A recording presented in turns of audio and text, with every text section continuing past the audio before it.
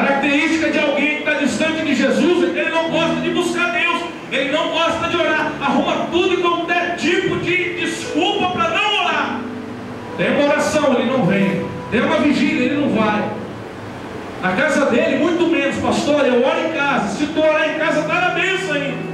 Mas tem gente que só diz que ora em casa, irmão, para poder falar que não vai orar. Sabe o que acontece? Muita gente, irmão, dizendo que vai orar e não ora. Sinto muito, mas você está distante de Deus. Talvez você venha aqui para ouvir uma palavra diante. E eu sou sincero, irmão. Eu tinha preparado uma palavra assim, sabe? Mas Deus falou assim: qual palavra?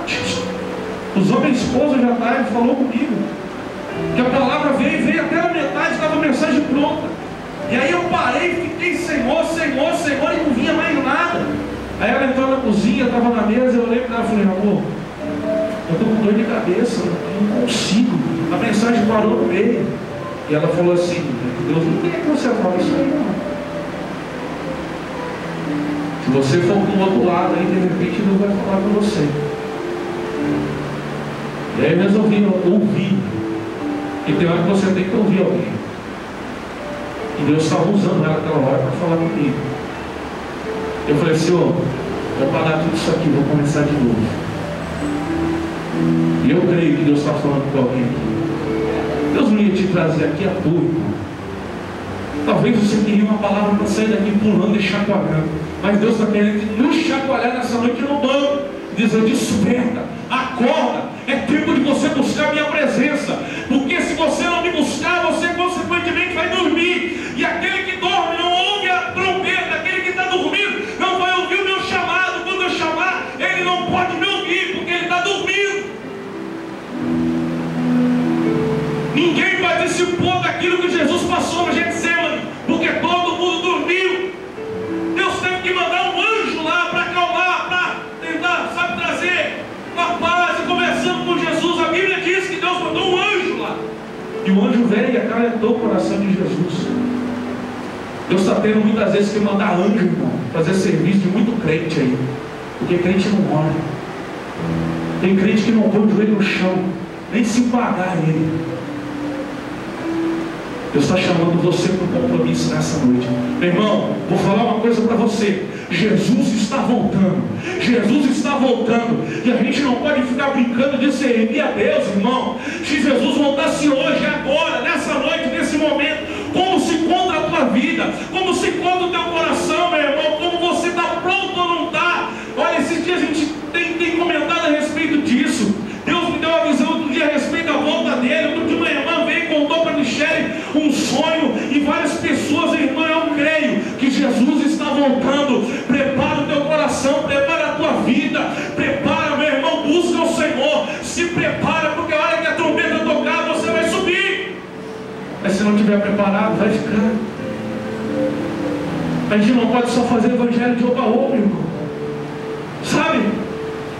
A oração é o termômetro do cristão. É a oração que faz a gente saber como está a tua vida. É o termômetro meu da oração. Quando a gente ora, a gente sabe se a gente está lá em cima ou se a gente está lá embaixo. E a Bíblia diz que os discípulos não oraram. Estavam com Jesus, mas não buscaram a Jesus. Estavam com Jesus, mas não oraram a Deus. Tem gente que está com Jesus, mas não ora. Tem gente que está com Jesus, mas não busca.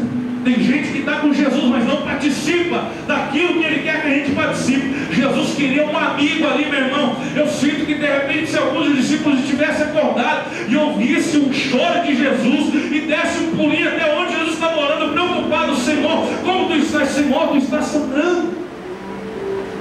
Poderia ter outra história. Mas porque todo mundo estava dormindo, o Senhor teve que mandar um anjo para fazer o trabalho. O Evangelho do Senhor, irmão, precisa ser proclamado. Mas a igreja muitas vezes está dormindo quando tem que estar acordada. Desperta no nome de Jesus. Oh, igreja do Senhor, vamos despertar, aleluia.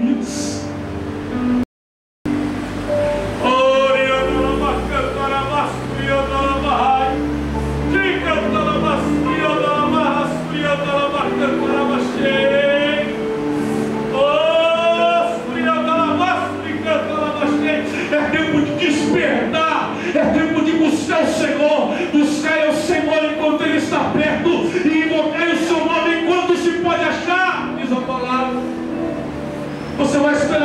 tempo para buscar o Senhor? Quanto tempo você vai esperar, meu irmão, para buscar a presença dEle? Tem gente que nunca sentiu Deus, que está dentro da igreja e nunca sentiu Deus. Nunca sentiu Deus porque nunca quis sentir.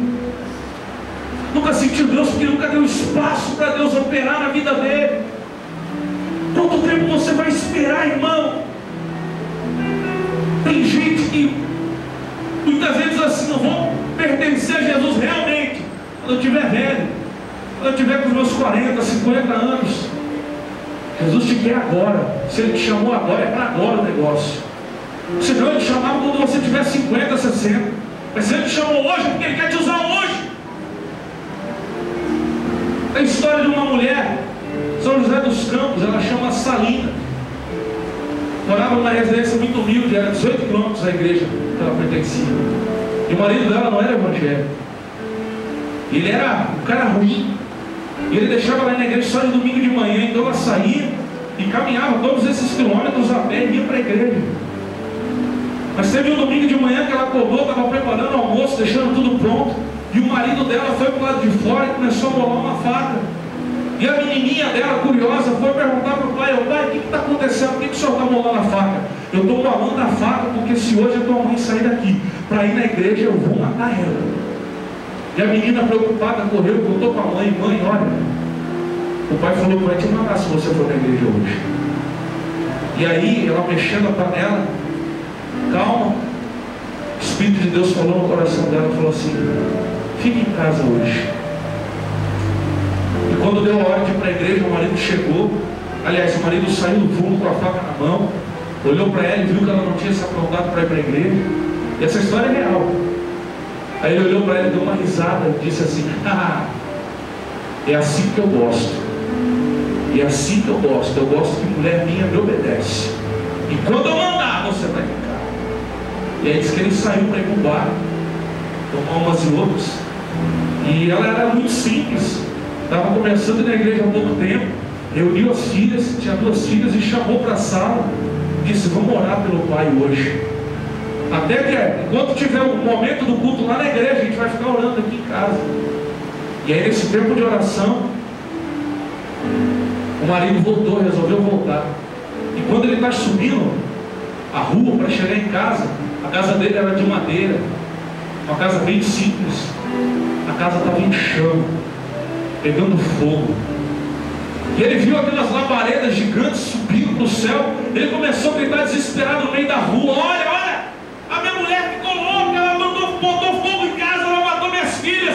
Corre, começou a gritar no meio da rua e todo mundo começou a sair para ver. Vizinho vinha com balde, vizinha com mangueira na mão, uma coisa de doido. Mas de repente eles começaram a olhar e viram que o fogo estava pegando, mas não queimava a casa. O fogo estava queimando, mas não torrou nada, não queimou a madeira. E aí ele resolveu entrar dentro de casa. E essa história é verdadeira. Quando ele chega, ele percebe que aquele fogo não queimava, mas estavam as chamas, as brasas, todos ali. E ele começa a olhar aquilo. Lembra de Moisés e a sarça que não se consumiram? Mais ou menos assim. E ele entrou dentro de casa. E quando ele entrou, estava a mãe e as 2 filhas de joelho no chão dobrado. Senhor, salve o meu marido. As menininhas: Senhor, salve o meu papai. Muda o coração do pai, Senhor. Mas ele deixa a gente adorar Deus na igreja. E quando o pai olha aquela cena, ele vê que a casa estava pegando fogo, mas não se consumia. Ele cai de joelho no chão. Ele aceita Jesus como Salvador ali naquele instante, naquela hora, naquele momento.